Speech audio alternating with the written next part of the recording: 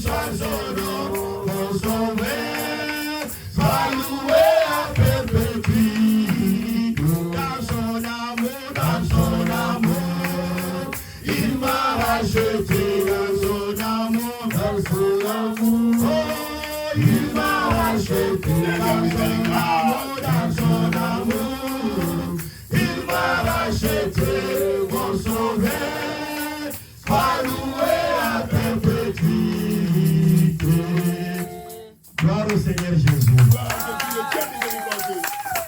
à Jésus. Gloire à l'agneau. Gloire au ressuscité d'entre les morts. Gloire à Jésus pour racheter. Nous sommes un peuple élu. Nous sommes un peuple choisi de Dieu pour le servir, pour le louer, pour l'exalter, pour honorer son nom, pour magnifier sa présence, pour dire qu'il est Dieu et qu'il règne pour toujours.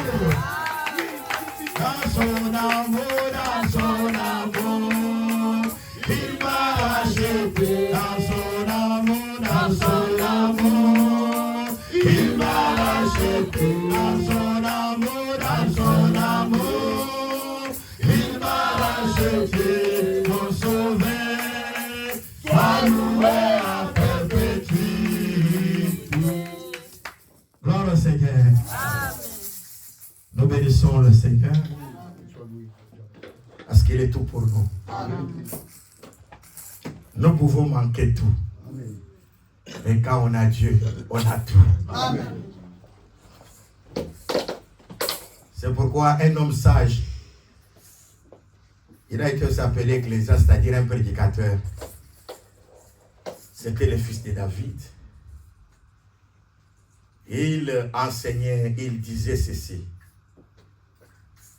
De la même manière que tu cherches l'argent, cherche aussi la sagesse. Amen.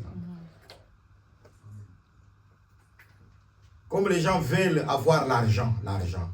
Parce que si on dit ici, qui ne veut pas l'argent, qui ne veut pas avoir l'argent ici? Hein? Tout le monde a besoin de l'argent ici. Oh, j'ai besoin de l'argent pour avoir quelque chose. Comme on dit que l'argent répond à tout. Et que si j'ai le besoin, quelques besoins sur la terre, l'argent répond à ces besoins-là, ça non. Alors, le sage a dit, de la même manière que tu cherches l'argent, cherche aussi la sagesse. Et l'apôtre Paul a dit aux Corinthiens, Dieu a fait de Jésus-Christ pour nous la sagesse. Et d'ailleurs, la sagesse que nous devons chercher, c'est Jésus. Amen. C'est ça, non? Amen. Jésus, il est la parole. C'est-à-dire, nous devons avoir beaucoup d'amour pour la parole.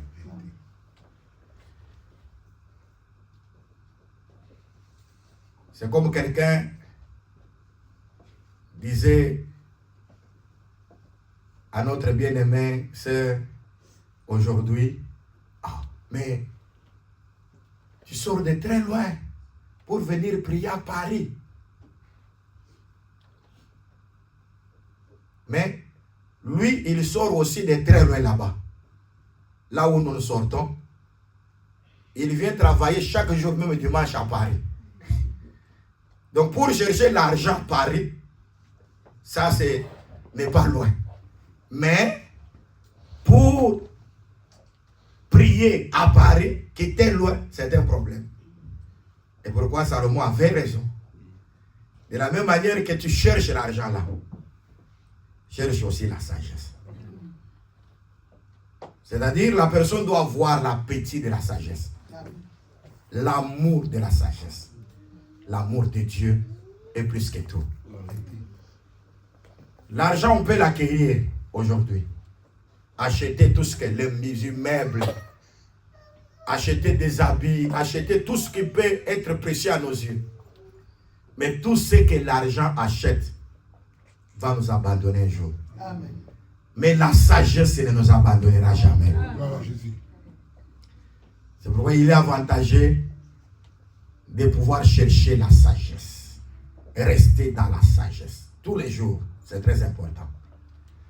Alors je sais que vous êtes sans ignorer que nous sommes en train de parler sur la création.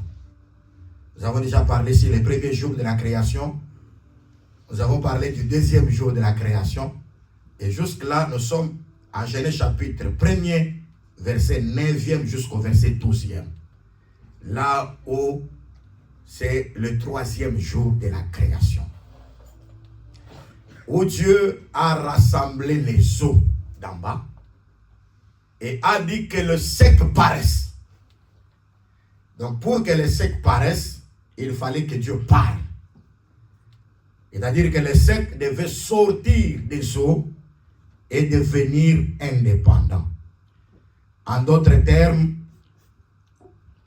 toute la terre qui était sous les eaux pendant beaucoup de temps était dans une captivité, n'était pas dans la liberté. Dieu savait que cette terre-là, c'était un peuple qui était captif et qui ne pouvait pas demeurer toujours dans la captivité. En d'autres termes, c'était les élus de Dieu, les choisis de Dieu, les prédestinés, que le Seigneur lui-même s'était choisi avant la fondation du monde et que venant dans le monde, ils ont été sous l'esclavagisme et le Seigneur ne voulait pas qu'ils soient toujours esclaves de ces eaux-là. Et il a dit que le sec paraisse. Le même Dieu qui a dit au commencement que le sec paraisse, il dit aujourd'hui que le sec paraisse. Amen. Parce que quand lui parle, il y a la séparation. La délivrance se manifeste. En d'autres termes, Dieu parlait en termes de délivrance. Parce qu'aujourd'hui, nous avons beaucoup de personnes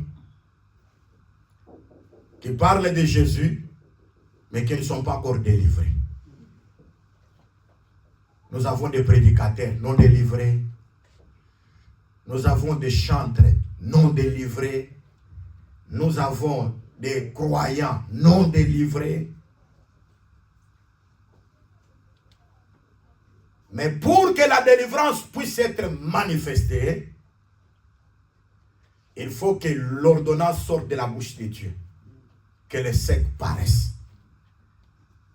C'est pourquoi nous disons que personne ne peut recevoir la délivrance si Dieu ne vient pas le délivrer. Mais nous croyons parce que Dieu de plusieurs manières, à plusieurs reprises, a parlé dans les Écritures. En parlant de la délivrance, il a été dit au roi Joas, tire la flèche vers l'Orient. Et lorsqu'il a tiré la flèche vers l'Orient, on lui a dit que cette flèche, c'est la flèche de la délivrance de la part de l'Éternel.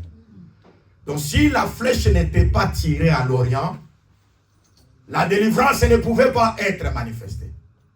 Or, quand nous lisons les Écritures disent qu'avoir plusieurs fils, parce que les fils, ce sont des flèches qui sont dans les carquois. Et lorsque vous avez plusieurs fils dans les carquois, les flèches, vous n'avez pas peur de l'ennemi parce que ce sont ces fils qui assurent votre sécurité à la frontière. Mais ici, d'abord, Joas a lancé non pas plusieurs flèches, mais a lancé une flèche. Alors, dans les termes de la Bible, la flèche, c'est un fils. Pour dire qu'il était question d'un fils. Ce fils-là devait apporter la délivrance. Amen. Et qui est ce fils? Un jour, ce fils-là est venu. Il est entré dans une synagogue, Luc chapitre 4. Il a pris le rouleau. Il est tombé sur Esaïe, le prophète. Il a lu, l'Esprit du Seigneur l'Éternel est sur moi. Parce que l'Éternel m'a oint pour annoncer la bonne nouvelle. Il m'a envoyé pour délivrer les captifs. Très important. Faire sortir les gens des cachots de prison. Pour rendre libres les opprimés. Et annoncer une année de grâce du Seigneur. Amen. Il prend les rouleaux, il le remet aux serviteurs. Et tout le monde les regarde. Et il leur dit, aujourd'hui, cette parole de l'Écriture que vous venez d'entendre s'est accomplie. Les Juifs étaient dans l'admiration.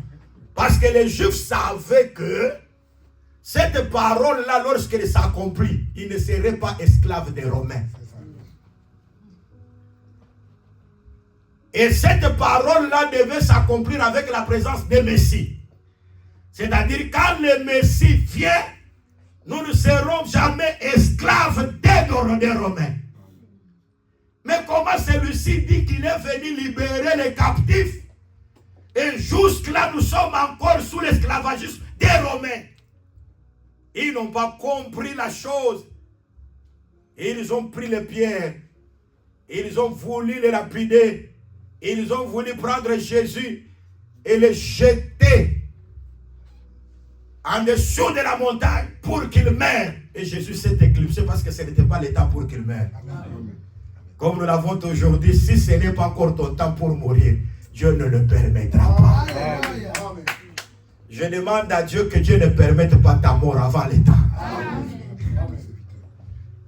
Si un sorcier veut te manger, il ne t'aura pas.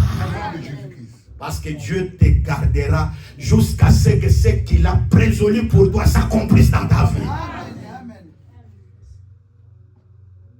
Un enfant de Dieu peut passer un temps où à des fois il se sent qu'il est harcelé, à des fois il est persécuté, à des fois il est attaqué. Mais comme il est un élu de Dieu, Dieu ne permettra jamais qu'il soit exterminé. Dieu le fera sortir de cette emprise afin que tout le monde sache que nous appartenons au Dieu puissant et redoutable. Qui est de Dieu ici? Qui croit qu'il appartient au Seigneur? Comme tu appartiens au Seigneur, Dieu te gardera. Dieu te protégera. Dieu te fera du bien. Est-ce que nous pouvons acclamer pour lui? Est-ce que les saints, nous pouvons acclamer Jésus? Notre flèche est délivrée.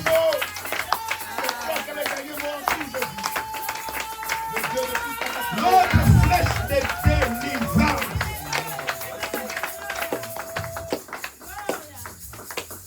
Comme vous avez acclamé, c'est comme le président nous a dit ici, il y a de certains gestes que nous faisons et nous témoignons que nous sommes des rachetés. Amen. Et quand nous le faisons, nous avons pleinement la foi en Dieu. Amen. Que Dieu agit. Amen. Il est invisible, il ne se fait pas voir. Amen. Mais nous le sentons, nous sentons sa présence. Amen. Invisible, mais sa présence se fait sentir. Amen. Donc, c'est là que nous disons qu'en réalité, nous ne voyons pas Dieu. Personne n'a jamais vu Dieu. Hein? Gloire au Seigneur, parce que le Fils de Dieu nous a révélé Dieu. Donc Dieu, nous l'avons par la révélation. Et nous sentons Dieu. Gloire au Seigneur, parce que quand nous sentons sa présence, il guérit. Amen. Il délivre. Amen. Jésus s'est éclipsé parce que ce n'était pas le temps. Mais les Juifs n'avaient pas compris. C'est de la même manière aussi Jésus ressuscitait des morts. Il a trouvé des disciples. L'un s'appelait Cléopas. Luc chapitre 24. Mais rendez-vous compte, bien aimé dans le Seigneur, que ces gens étaient en train de parler de Jésus. Mais quand les disciples de Jésus parlent de Jésus, Jésus vient. Amen.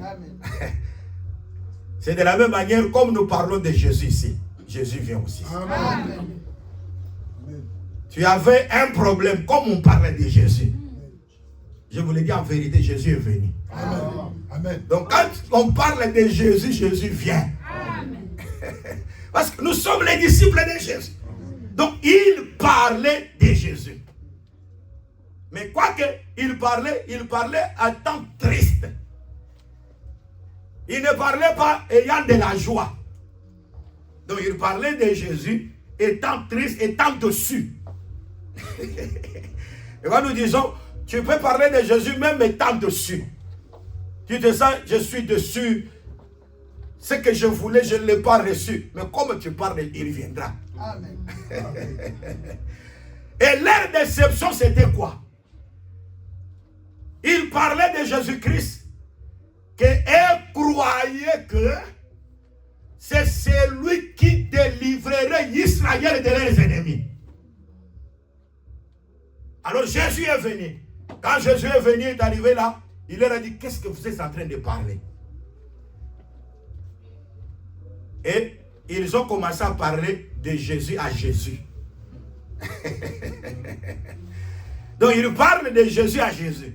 Il dit, mais tu es une personne qui se retrouve à Jérusalem, tu ne sais pas ce qui se passe à Jérusalem.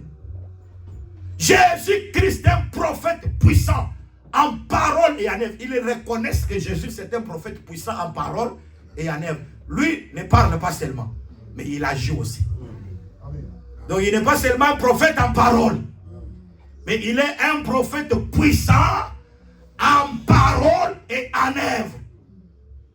Et ce que nous avons toujours dit, prêcher c'est bien. La parole sans puissance, sans les miracles, c'est la philosophie. Et les miracles aussi sans la parole, c'est la magie. Hein? Donc les deux choses doivent marcher ensemble. Ils ont appris que Jésus est en Béthanie. Jésus c'est la parole. Ils sont venus non pas seulement pour la parole Jésus, mais ils sont aussi venus pour voir Lazare, les miracles. C'est-à-dire en dehors de Jésus, il y a aussi Lazare. C'est très important. Nous prions le Dieu véritable et la vie éternelle. Paul a dit aux Corinthiens, je ne voudrais pas seulement venir avec des discours persuasifs de la sagesse. Mais quand je suis venu pour vous faire la démonstration de l'esprit et de la puissance. Pour que votre foi ne soit pas bâtie sur les discours, mais que votre foi soit bâtie sur la puissance de Dieu. Je vous le dis en vérité, il n'y a personne qui est venu avec un problème devant Jésus et retourné avec les problèmes. Toute personne qui avait un problème et qui l'amène devant Jésus-Christ, Jésus donne la solution. Il est le même hier, aujourd'hui, éternellement. Il est au milieu de nous. Il est dans nos cœurs. Il est avec nous. Nous croyons de tout cœur que devant lui, il n'y a pas de maladie incurable. L'impossible n'est pas Jésus. Ça, je le crois. Il a dit ça dans les jours de sa chair.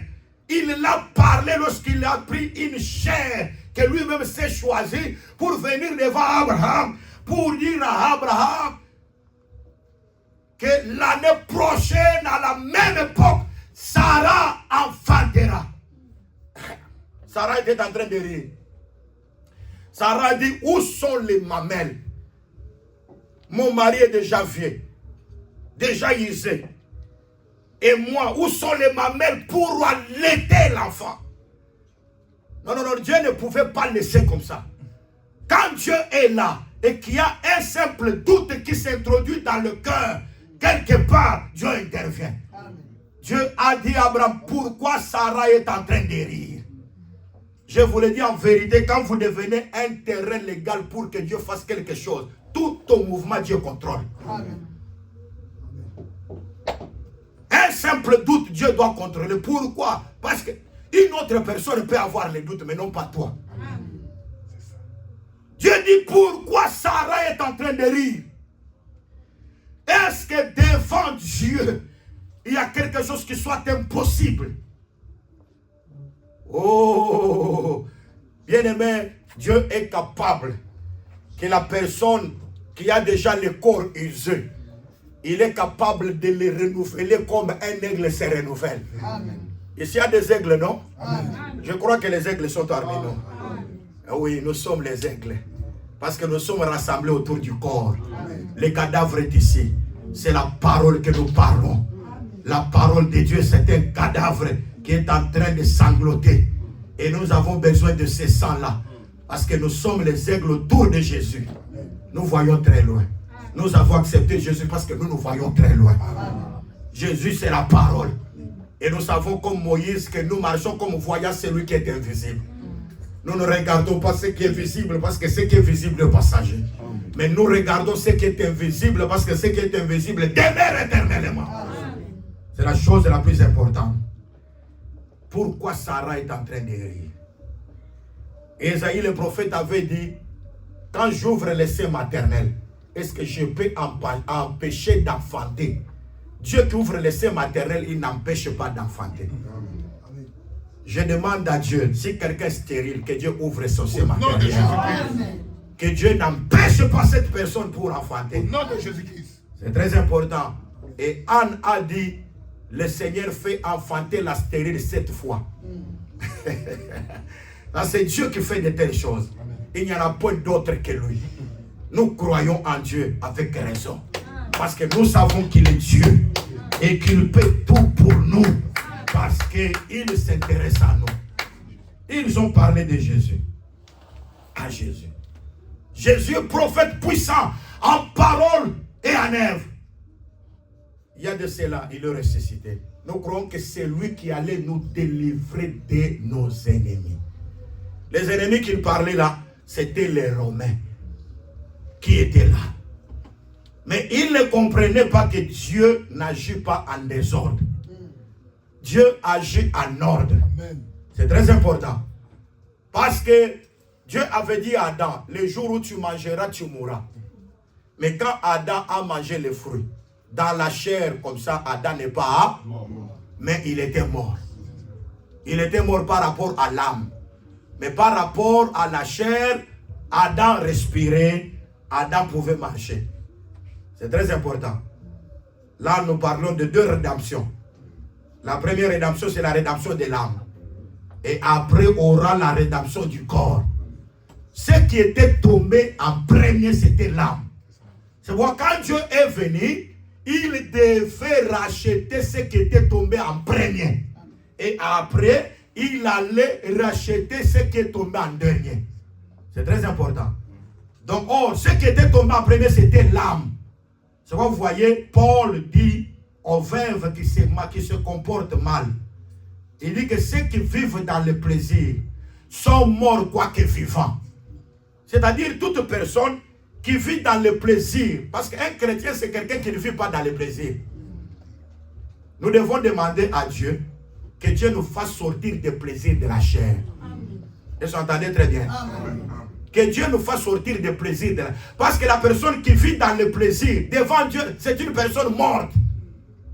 Est-ce que vous m'entendez? Vivre dans le plaisir de la chair, aimer beaucoup la chair. Hein? Tu te retrouves dans un bar avec des bières, des whisky, des choses comme ça. Et pourquoi? Des gens qui font des discussions. Les vins. Montre-moi dans la Bible où on a défendu les vins. Moi, je dis, mais ces gens-là, ils doivent savoir que dans la Bible, les vins qu'on parle dans la Bible a une autre connotation. Ce n'est pas le vin qu'on boit là-bas. Je ne sais pas. En France, il y a des vins. Je ne sais pas si vous connaissez les noms des vins qui sont ici en France. Nous, on avait en Angola, Gaivota, des choses. Alors, quand la Bible parle du vin, ce n'est pas ce vin. Parce qu'il m'a dit que ce n'est pas le vin. Mais c'est le Seigneur Jésus-Christ. Jésus, en prenant la coupe, il a rendu grâce. Il n'a pas appelé le vin-là le vin. Il a dit que ça, c'est mon sang. Donc, c'est pourquoi l'Écriture dit, si quelqu'un est pauvre, la Bible lui donne conseil. Il faut boire beaucoup de vin pour oublier la pauvreté. Mais à la manière des hommes, même si les gens boivent le bain, ils n'oublient pas la pauvreté. Et pour dire qu'il y a le vin qui fait oublier la pauvreté. Mais je vous dis dans la vérité, parce que la pauvreté, c'est la nature de la chair.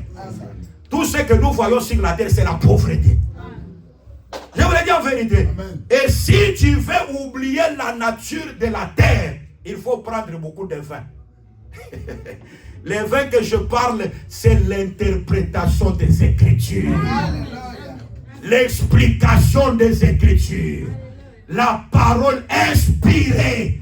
Quand nous mangeons beaucoup de la parole, on oublie la chair. On oublie le monde. On oublie la nature adamique. Parce que nous nous revêtons d'un homme nouveau, renouvelé à la louange de la gloire de Dieu. Et vous ne faites pas beaucoup de débats. Le vin. Je vous dis la vérité, les gens là ne comprennent pas. Ils ne comprennent pas. Dans les Écritures, je vous le dis en vérité, Joseph était entré dans la prison. Il a été jeté en prison par Potiphar. Et dans cette prison-là, Pharaon aussi avait jeté les deux hommes. Je vous le dis en vérité parce que ces deux hommes-là, c'était lui-même Joseph. C'était lui-même Joseph. Joseph met dans les deux caractéristiques. Des caractéristiques. C'est très important. Joseph chair, Joseph esprit. Mais je vous le dis en vérité. Parce que Joseph chair, il meurt. Mais Joseph esprit ne meurt pas. Vous m'entendez très bien? C'est très important. C'est comme quand Israël est allé en temps de guerre, lorsqu'il y avait le roi Josaphat et il y avait le roi Akab. Les deux rois sont allés sur le champ de bataille. Mais c'est très important. Mais remarquez une chose. Le roi Akab s'est déguisé. Quand il s'est déguisé, il est devenu un autre. En d'autres termes, il a quitté la nature du roi. Malgré qu'il est roi, mais en se déguisant, il a quitté la nature d'être roi. Mais Josaphat ne s'est pas déguisé. Parce qu'il était toujours roi. Mais ils étaient en guerre. Mais la flèche des ennemis va frapper le roi déguisé par défaut de sa cuirasse. Ah, le roi déguisé meurt. Mais le roi qui n'était pas déguisé, qu'on pouvait poursuivre pour tuer, lui n'est pas mort. Parce qu'un roi ne meurt pas. Et pourquoi il est écrit vit éternellement au roi. Parce que le roi vit éternellement. Amen. Le roi ne meurt pas. Jésus en tant que roi ne pouvait pas mourir. C'est pourquoi on a dit, il est écrit dans la loi, Christ ne peut pas mourir. Mais comment toi tu dis que tu dois mourir? Parce que le Christ c'est un roi qui n'est pas déguisé. Le roi déguisé va mourir. Un Dieu tout puissant, il s'est déguisé, il est devenu un homme comme nous. Là il doit mourir. C'est très important. C'est pourquoi nous croyons, et c'est la vérité, là où il y a le déguisement, la mort, c'est très bien. Mais le roi ne meurt pas. Qui est le roi qui ne meurt pas? C'est le roi qui n'est pas déguisé. Quand Daniel était dans la fosse au lion, quand le roi dit, Daniel, serviteur de Dieu, le Dieu que tu sers, jour et nuit, ne t'a-t-il pas délivré? Il a dit, oh, vis éternellement roi, parce qu'on sait que le roi vit éternellement. Donc le roi ne meurt pas. Si vous voyez un roi mourir, ça dit qu'il est déguisé. Jésus est mort parce qu'il s'est déguisé. Et le déguisement de Dieu, c'est lorsqu'il a pris la chair humaine. Dieu, en tant qu'esprit, il ne peut pas mourir. Dieu, en tant qu'esprit, ne meurt pas. Mais il a pris la chair, il a accepté de souffrir. Et l'Écriture dit, il a souffert, il a été tenté dans la chair, pour qu'aujourd'hui, il devienne au secours de celui qui est tenté. Amen. Il a accepté d'être tenté, il a accepté de souffrir, pour qu'après, il soutienne celui qui souffre aujourd'hui. Oh Seigneur, nous aimons la vérité de Dieu parce que nous croyons que Comme il a subi toutes les persécutions, aujourd'hui, il est capable aussi de te faire du bien. C'est très important. Et pourquoi nous disons que Joseph est entré là-bas. Quand il entre dans la prison, il trouve qu'il y avait le panetier. Le panetier, c'est quelqu'un qui fait du pain. Il livre le pain. Il y avait aussi les chansons. Les chansons, c'est celui qui livre les vins, qui offre les vins. Et un jour, nous disons que ces deux personnes, c'était lui-même Joseph. Parce que quand je parle de Joseph, je parle de Jésus-Christ. Amen. Le véritable Joseph, c'est le Seigneur Jésus-Christ. Ces jours-là, il s'est retrouvé avec les chansons et les panetiers sur la table avant de mourir à Gethsémani. Quand il se retrouve là-bas, qu'est-ce que l'Écriture dit? Il prit le pain. En d'autres termes, quand il a pris le pain là, c'était le panetier. Le panetier doit être brisé. Après, il prend la coupe. La coupe, c'est les chansons. Gloire au Seigneur. C'est pourquoi, remarquez, Jésus-Christ, quand il parle du pain, il dit que ça, c'est ma chair. En réalité, c'est la chair qui doit mourir. Mais quand il parle du vin, il dit que ça, c'est mon esprit. C'est pour dire que le sang de Jésus, parce qu'il est écrit dans la loi, la vie se retrouve dans le sang. C'est très important. Or, en réalité, il y avait le mystère de la mort, il y avait aussi le mystère de la résurrection qui est la vie. Le pain, c'est la mort. Mais le vin, c'est la vie. C'est très important. Bien-aimés dans le Seigneur, nous remarquons une chose. Ces deux personnes, le panetier et les chansons, ont eu les songes dans la même nuit. Comme ils n'avaient pas d'interprétation, ils étaient tristes. Mais quand Joseph vient, il dit, mais pourquoi vous êtes tristes? Oh, nous sommes tristes parce que nous avons eu les songes. Ah, comme l'explication n'était pas là, c'était la tristesse. C'est quoi? Vous réjouissez-vous parce que l'explication est là. Hein?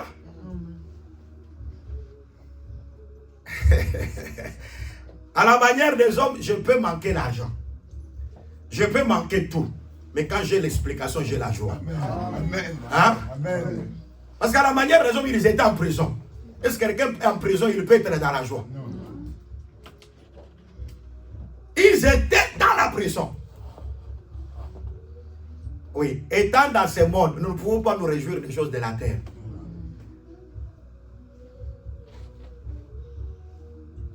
Ils ont dit à Joseph, comment on serait dans la joie? Nous avons vu les songes. Donc, vous pouvez avoir les songes, désirer aussi avoir l'explication. Amen. C'est très important. Parce qu'avoir les songes, c'est avoir des Bibles. Hein? Aujourd'hui, beaucoup de gens ont des Bibles. Hein? Même à nos côtés ici, ils chantent. Ils ont aussi des Bibles. Mais je me dis, même après notre culte ici, il y aura encore un culte ici où il y aura des Bibles. Et j'ai toujours vu, il y a des Bibles ici. Mais je me demande, est-ce qu'il y a la vie là-bas? Malgré des Bibles là. Est-ce que la vie est là? C'est ça le problème. C'est ça le problème. Avoir des Bibles, ce n'est pas de problème. Avoir même des... On peut avoir, on écrit Église des Saints, Assemblée des élus. Ce n'est pas ça le problème. C'est très important. Parce que je vous l'ai dit dans toute la vérité de Dieu. Et c'est très important. Écrire l'église des saints, ce n'est pas ce qui est important. Non. Tu pries où? Je prie à l'église des saints. Pourquoi? Parce que c'est une dénomination, on a écrit l'église des saints. L'église des saints, en réalité, ce ne sont pas des dominations. Mais l'église des saints, c'est là où on garde la doctrine des apôtres. Amen. Là où il y a la doctrine des apôtres, c'est là que l'église des saints est là. Vous entrez là-bas, vous voyez Paul. Je vous le dis en vérité. Si Paul est avec nous, je dis gloire au Seigneur. Amen. Et moi, aujourd'hui, quand je prêche, je regarde Paul. Quand Paul dit Amen, je dis gloire au Seigneur. Il y a des gens qui disent, mais toi, tu vois Paul où? Je vois Paul, parce que Paul dit, de la même manière que je suis en personne, c'est aussi de la même manière que je suis dans les Écritures. Amen. Quand nous respectons les écrits de Paul, Paul est avec nous. C'est très important. On peut avoir des Bibles, mais on a des Bibles comme l'eunuque éthiopien. Il avait aussi la Bible. Mais Philippe lui a dit, est-ce que tu comprends ce que tu es en train de lire? Il était sincère. Il a dit, comment je peux comprendre s'il n'y a personne qui peut me l'expliquer? C'est-à-dire que pour comprendre les Écritures, il faut qu'il y ait quelqu'un qui doit expliquer. Or, qui doit expliquer? La promesse est là. Dans les derniers temps, personne enseignera son concitoyen. Parce que tous auront un seul enseignant. Dieu lui seul va nous enseigner. Il nous enseigne par le ministère de la parole. Là où il y a le ministère de la parole, les Écritures ne restent pas en suspense. Parce que les Écritures sont en suspense à Babylone. Parce qu'au bord du fleuve de Babylone, on suspend les guitares. Mais à Sion, on doit chanter pour la gloire de l'Éternel.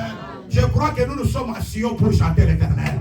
Nous ne sommes pas au bord de la fleuve de Babylone où on a suspendu le harpe. Là-bas, on suspend les harpes. Mais à Sion, on chante pour la gloire de Dieu. Et moi, nous disons, vérifions tout ce que nous prêchons. Même les cantiques que nous chantons. Nous devons vérifier toutes les choses. C'est très important. Ici, où on ne chante pas n'importe comment. Nous chantons les Écritures. Parce que chanter bien, c'est chanter ce qui est écrit. C'est très important. Nous regardons comment l'Église est administrée.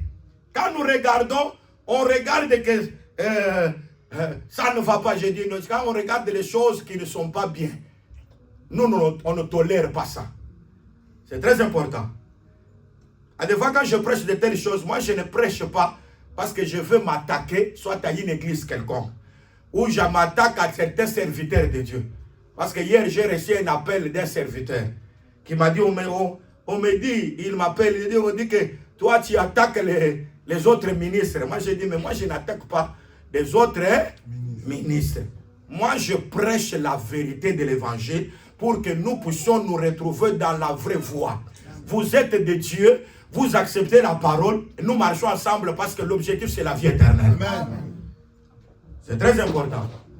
Quand moi je dis ici que non, nous ne pouvons pas voir, voyez, par exemple, le protocole des sœurs qui viennent, qui accueillent des gens. Est-ce que je me suis attaqué aux gens? Non.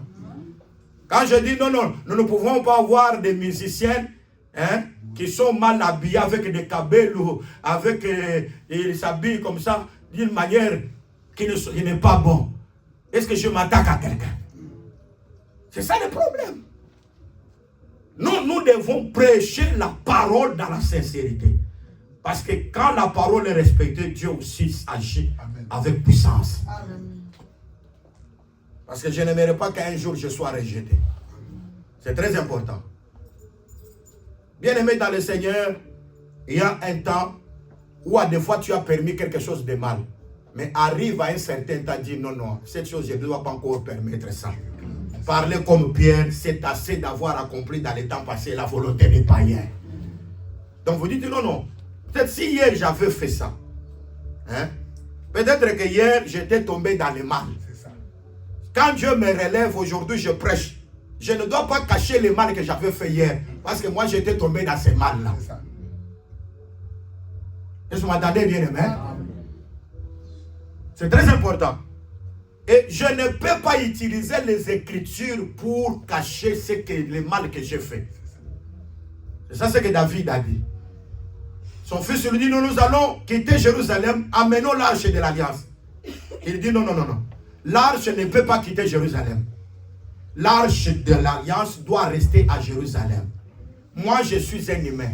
Je peux aller loin. Mais si je trouverai la miséricorde de Dieu, Dieu me fera retourner à Jérusalem. Mais l'arche restera toujours là-bas. Aujourd'hui, il y a des serviteurs impudiques, sorciers, qui prônent la polygamie. Et en prônant la polygamie, ils veulent prendre les Écritures, l'arche à Jérusalem pour les accompagner. Et prendre l'Écriture. Non, l'Écriture reste seulement à son lieu. Ils vont prendre, vous voyez, Jacob avec 4 femmes. Oh, mais je veux dire que Joseph, dans la vision, il ne voit pas 4 femmes. Joseph, dans la vision, il voit seulement une seule lune. une seule femme. C'est là que son père va lui dire, tu veux dire que moi le soleil, ta mère, hein? Sa mère était où? Elle était déjà décédée. Hein?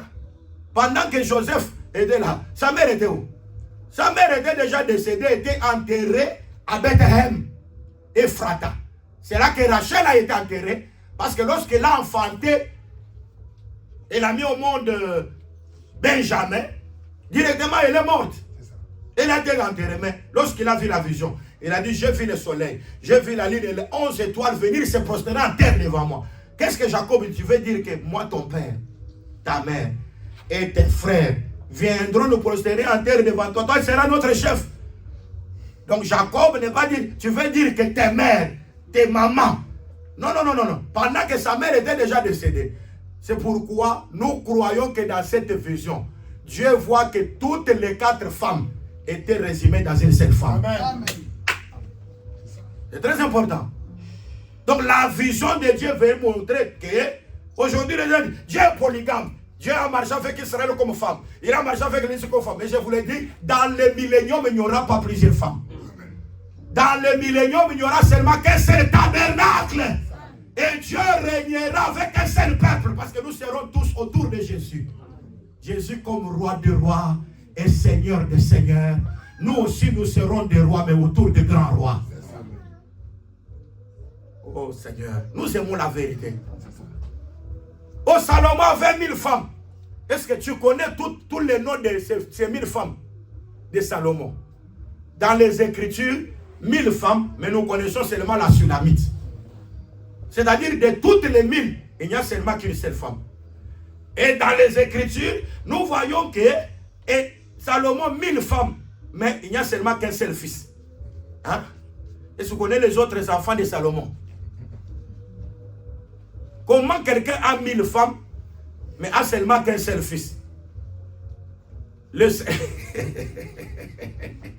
Donc le seul fils, c'est Roboam. Ah, gloire au Seigneur, c'est pourquoi nous disons, vous êtes l'église des saints, vous êtes une femme.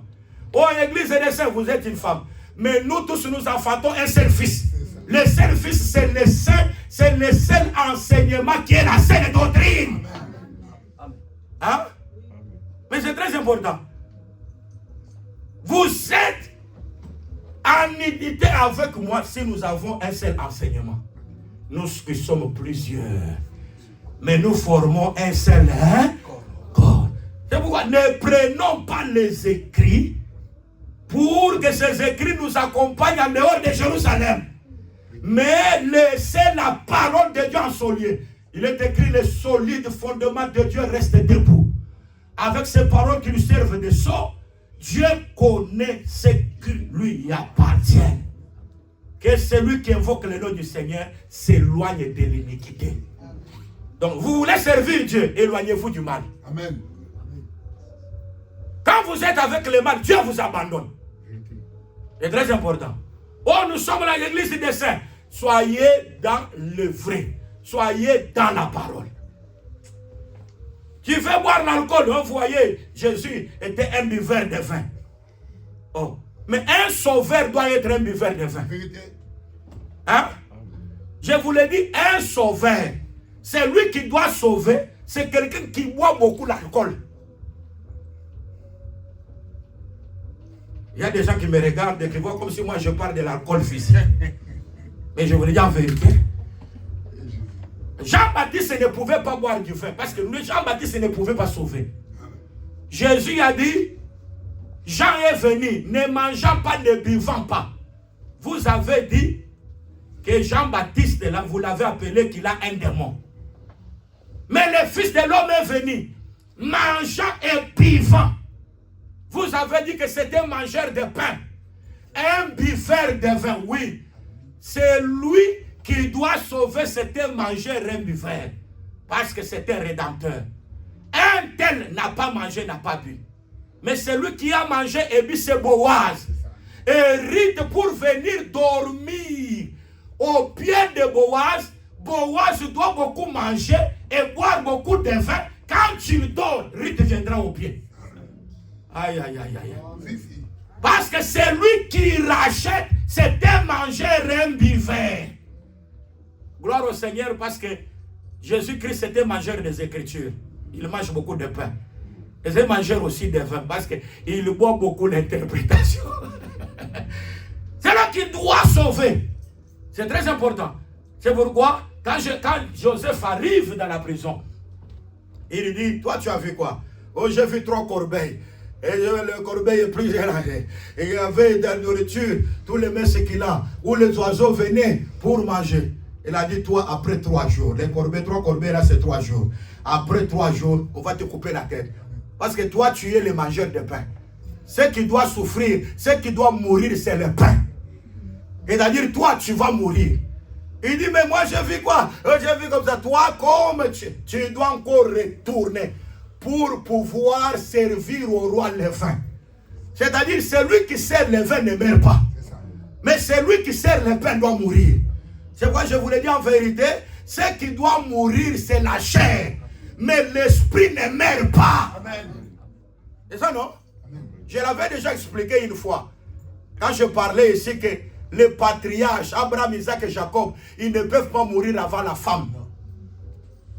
C'est la femme qui doit mourir et lui doit enterrer sa femme.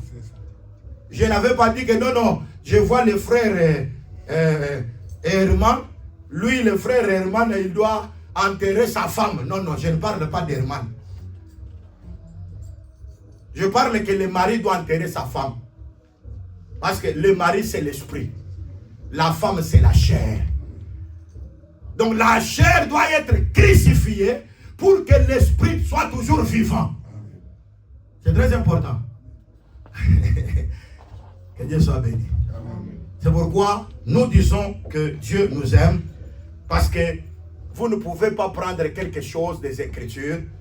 Vous prenez le vin. Le vin, Dieu n'a pas défendu le vin, voyez. Oui, Dieu n'a pas défendu le vin. Mais quelle sorte de vin?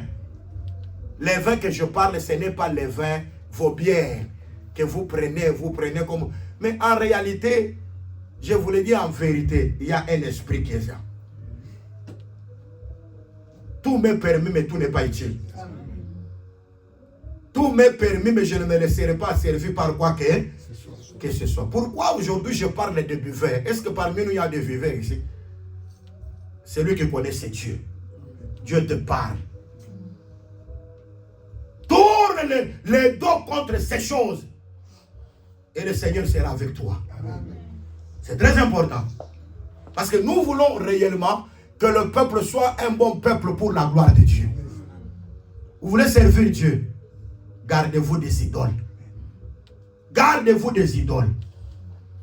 Des choses que vous chérissez, que vous aimez bien. Gardez-vous de ces choses. Et le Seigneur sera glorifié à vous. Et moi je dis que Israël n'avait pas compris. Que Jésus-Christ, lorsqu'il était venu là, il était d'abord venu pour délivrer l'âme. Parce que la délivrance du corps vient avec l'enlèvement de l'église. Mais jusque-là, nos âmes sont... Mais il y a des personnes jusqu'aujourd'hui, il y a beaucoup de saleté dans leur âme. Comment on peut découvrir que vous avez des saletés dans votre âme? Il y a des choses que vous voulez abandonner, mais vous sentez que ces choses-là sont attachées à vous. Il faut beaucoup prier, ou bien demander qu'on puisse prier aussi pour vous. C'est très important. Le péché que tu veux te détacher, mais tu n'as pas le pouvoir de te détacher de ces choses. Tu dors, tu n'as pas la paix. Il y a des personnes qui dorment, ils font toujours des visions, des cauchemars, des choses compliquées. Jusque-là, si tu as toujours des visions comme ça, sache que tu n'es pas encore enfant de Dieu. Est-ce que vous m'entendez? Est-ce que vous m'entendez? Amen. Vous êtes toujours dans les rêves, dans des fêtes, vous êtes en train de festoyer, vous êtes dans des organisations, on te poursuit, il y a des choses comme ça. Vous êtes toujours dans des milieux compliqués, poursuivis, accablés par certaines choses. Votre esprit n'a pas de paix. Vous n'avez pas encore la paix de Dieu. Parce que je vous l'ai dit jusqu'aujourd'hui, ce qui est délivré, c'est notre esprit, notre âme. L'homme intérieur. Mais la chair, je peux servir, mais à des fois, je peux avoir la faim. La faim, c'est dans la chair. Les gens servent le Seigneur, après ils meurent. Ils meurent où? Dans la chair. Parce que le corps n'est pas encore rédempté. Mais ce qui est rédempté, c'est notre âme. C'est pourquoi il a dit, venez à moi, vous tous qui êtes fatigués, je vous donnerai le repos et vous recevrez le repos de vos âmes. Le premier repos que nous recevons, c'est le repos des âmes. C'est le repos des âmes. C'est pourquoi j'avais dit ici que je peux manquer toutes choses. Mais quand j'ai la paix dans mon cœur, mon âme est rassurée. Amen. Tu peux manquer le mariage. Tu n'as pas de femme, tu n'as pas de mari. Mais quand tu as la parole de Dieu, tu as la paix. C'est la chose la plus importante. Amen.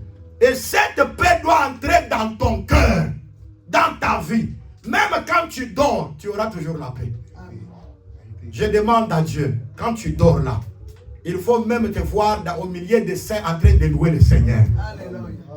Il y a des personnes qui sont en train de voir des rêves, ils voient des songes, il est en train de prier, il est en train de glorifier. Ton âme, ton esprit est libéré.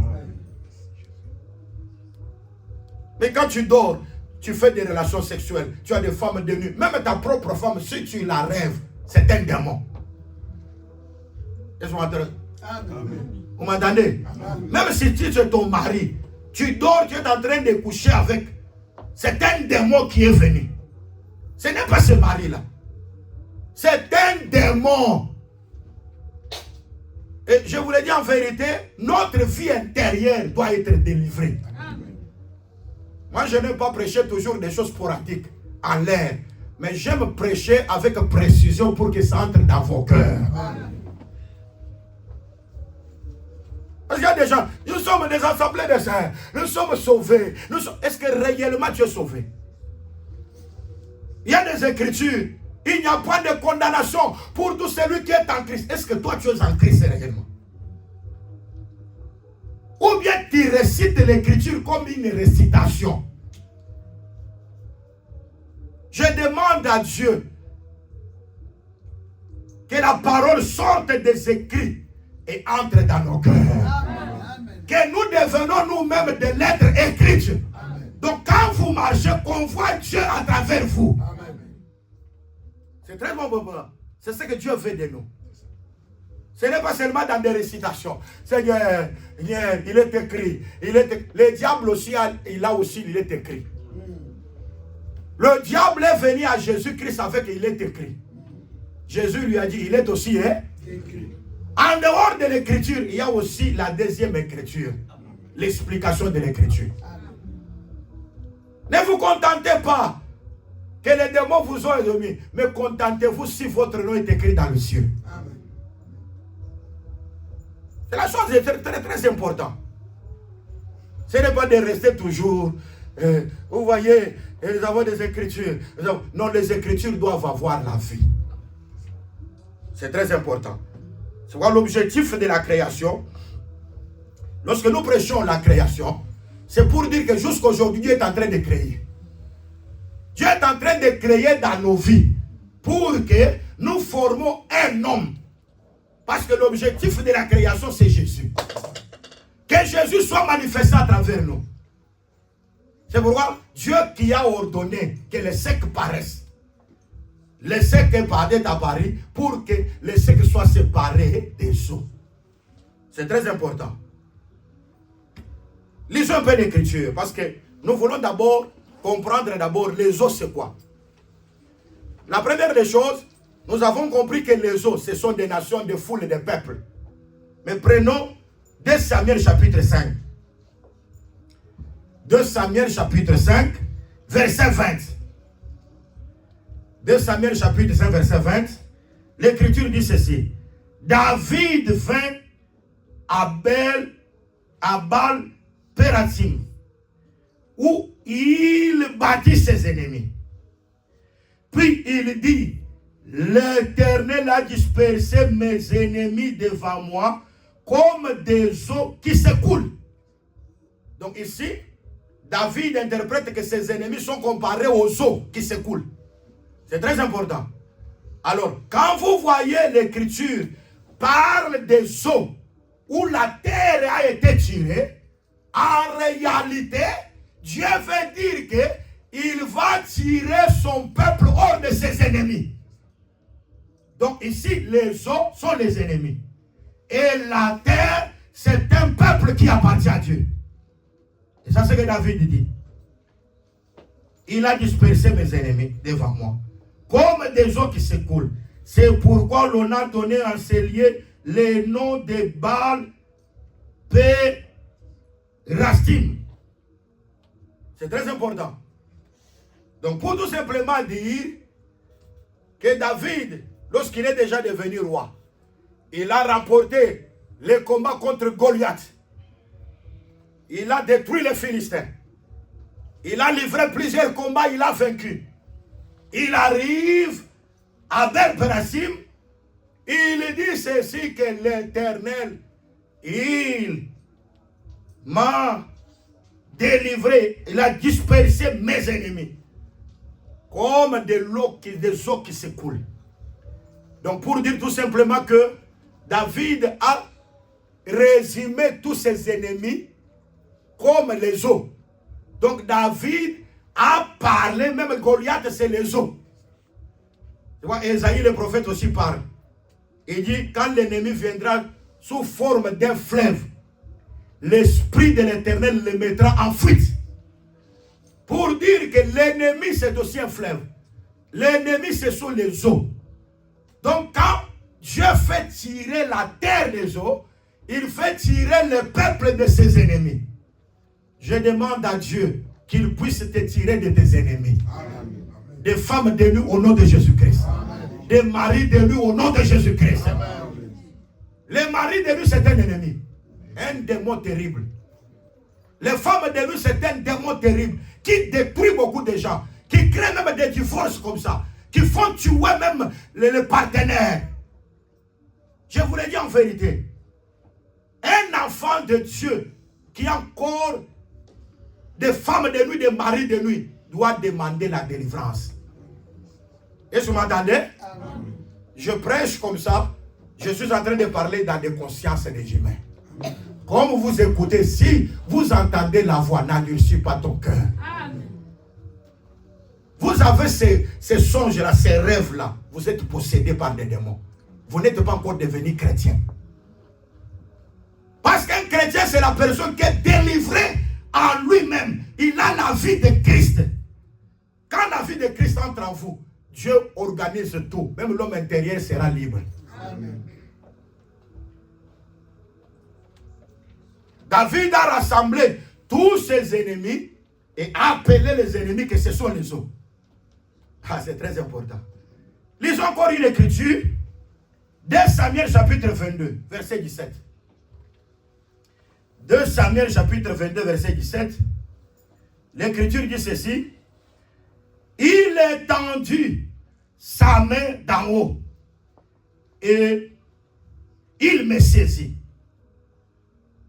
Il me retira de grandes eaux. Ça c'est Dieu.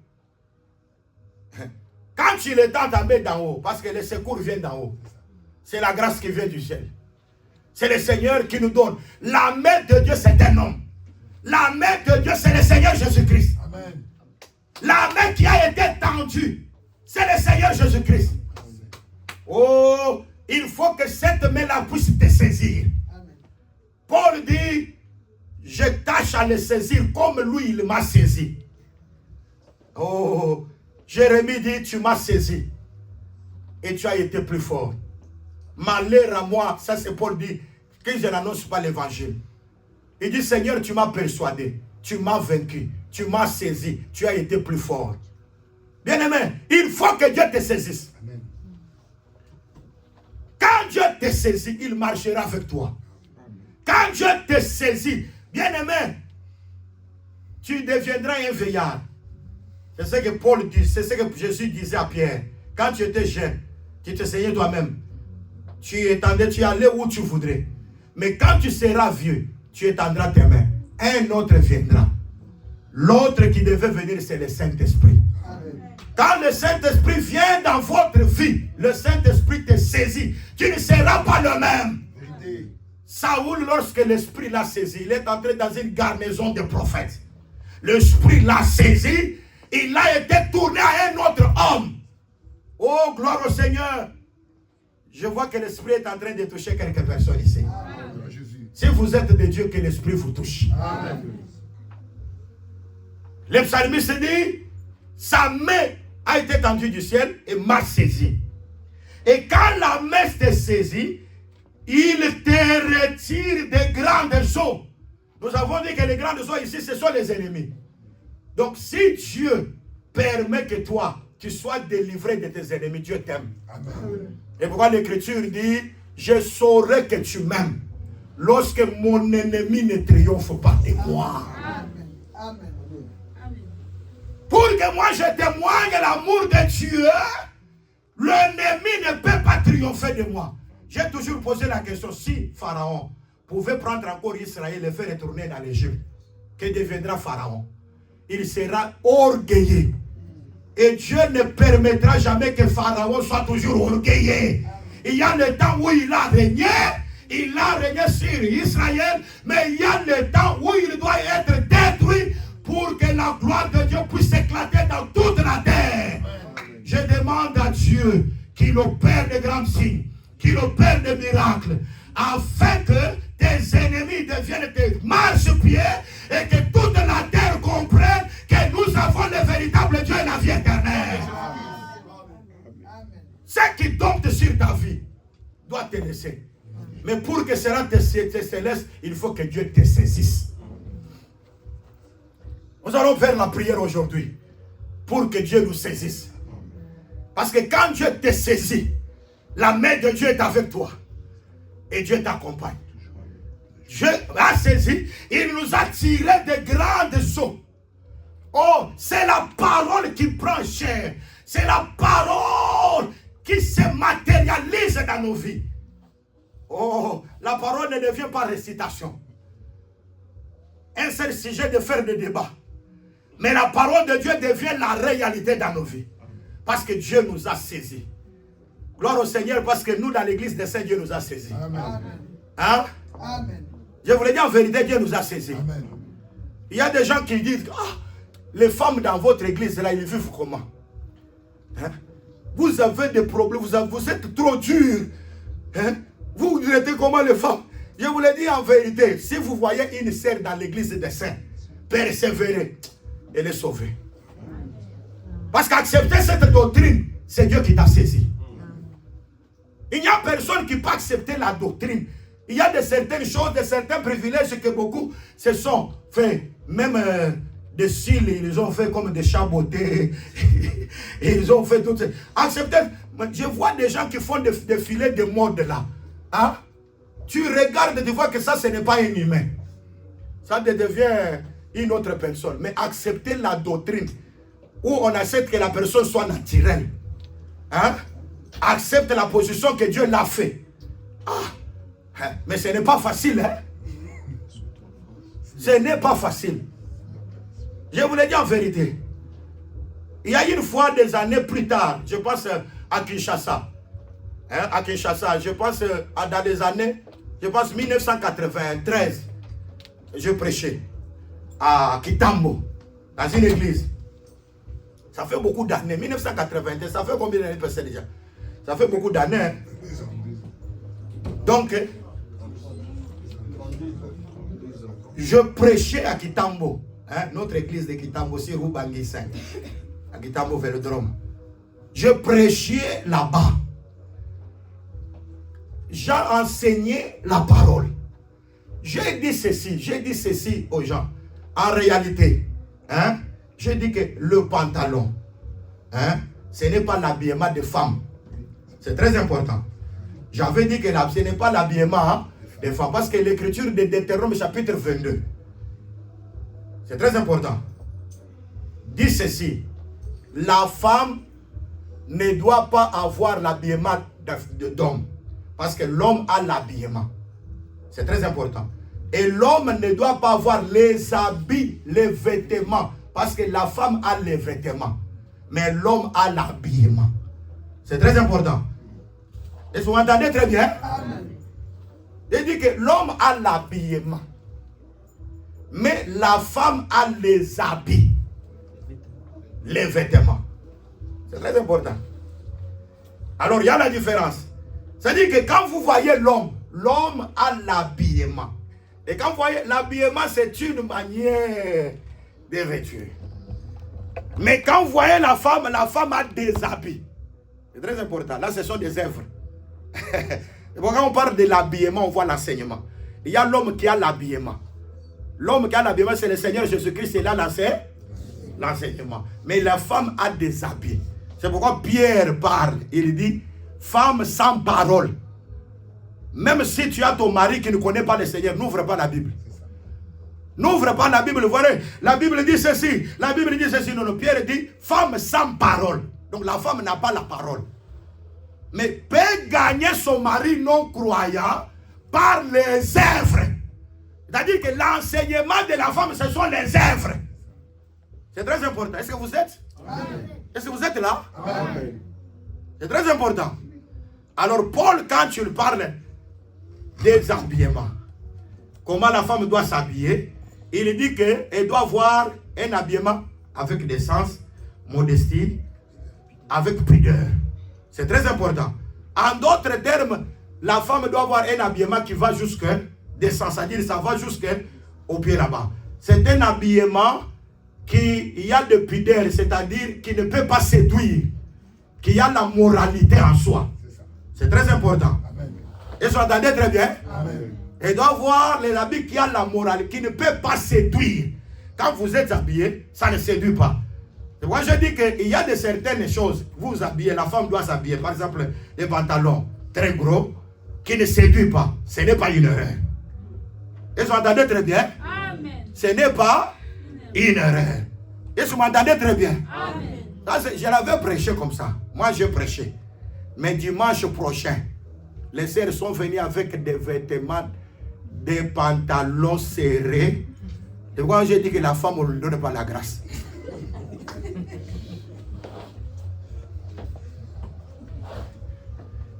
La femme, lui donner la grâce, c'est un problème.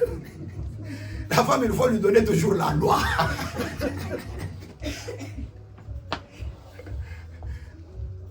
Parce qu'elle sera toujours de manière à faire ce qui est mauvais. Hein? C'est pourquoi vous voyez que le serpent, lorsqu'il vient, il ne peut pas venir chez l'homme. Parce que l'homme a l'habillement. Ah, vous m'entendez? Amen. Le serpent, s'il vient, il viendra seulement chez la femme. Parce que la femme a les habits. Mais des fois, il ne comprend pas encore ces choses. C'est ça. C'est pourquoi nous disons que si le serpent était venu vers l'homme, l'homme ne pouvait pas être séduit. Il fallait que le serpent puisse venir vers la femme. Parce que la femme aura toujours quelque chose à augmenter. Est-ce que vous m'entendez très bien? Ah, Dieu a dit que nous ne pouvons pas toucher. Mais ce que Dieu avait parlé de toucher. Donc sur la parole, elle essayera un peu d'augmenter ce que Dieu n'a pas parlé. C'est pourquoi nous disons que la femme, il faut avoir des structures. C'est très important. Dans une église, mais pourquoi vous parlez toujours beaucoup, il y a des gens, vous parlez toujours des femmes. Vous ne parlez, nous, la parole de Dieu parle de tout le monde. C'est très important. Faire que les femmes deviennent belles, ce n'est pas que les femmes puissent avoir des habits qui séduisent. Ce n'est pas ça la beauté. Elle doit avoir l'intérieur et aussi l'extérieur qui convient à la sainteté. Parce que celui qui a fait l'intérieur a fait aussi l'extérieur. C'est très important. Donc quand la femme s'habille, il faut voir. Il faut que la femme s'habille, mais l'habillement de la femme doit avoir avec des sens. C'est un habillement qui ne peut pas séduire. C'est très important. Quand il y a la séduction, Dieu n'est pas là. C'est très important. Et maintenant, les femmes profitent de ça, hein, pour encore tourner des sens et commencer à se comporter de n'importe quelle manière. C'est pourquoi nous disons ceci, bien-aimés. Parce que quand nous parlons comme ça, nous croyons que vous avez l'Esprit du Seigneur. Vous avez l'Esprit du Seigneur. C'est très important. Vous avez l'esprit du Seigneur. Parce que Deutéronome 22, que Branham a parlé là, des femmes là. Deutéronome 22, 5. Hein? Les habits là. L'Écriture dit, si vous voulez pratiquer la loi, pratiquez dans la totalité. C'est très important. On a dit que tu ne peux pas porter un habit de tissu de des espèces de fils. Mais aujourd'hui, si nous contrôlons les habits, il y a beaucoup de fils ici. Ou bien, tu ne peux pas manger des légumes qui sont différents et semés dans un même champ. Aujourd'hui, il y a des gens qui mangent les pondous semés avec les épinards. Mais, vous le mangez, mais c'est dans un même champ. Or, en réalité, quand l'Écriture parlait de ces choses, Dieu voulait dire que Israël ne peut jamais avoir un habit avec des espèces à la fois. C'est-à-dire qu'Israël ne peut jamais mélanger Moïse et Jésus-Christ. Israël devait seulement demeurer à Moïse, dire que nous connaissons Moïse. Mais celui-ci, nous ne savons pas d'où il est venu. Mais nous avons des deux espèces de fils ensemble. Or, les deux espèces de fils que nous avons ensemble, c'est à la loi et au témoignage. Si l'on ne parle pas ainsi, il n'y aura pas d'horreur pour le peuple. Amen. Et ce m'entendez très bien. Amen. C'est pourquoi il y a de certaines choses, regardez la dimension de la réception de la parole. Parce qu'il y a de certaines personnes, quand vous n'avez pas encore la foi, vous pouvez torturer la parole de Dieu et l'interpréter de ta manière. Or, Dieu ne veut pas que nous soyons déviés, mais que la grâce de Dieu soit manifestée. C'est très important. C'est pourquoi nous avons dit, restons dans ce qui est écrit. En Israël, il n'y avait pas de portiers femmes. Il y avait des portiers hommes. C'est pourquoi des gens qui font même la protocole, on ne peut pas trouver une femme qui est en train de faire la protocole, qui fait que ça. C'est très important.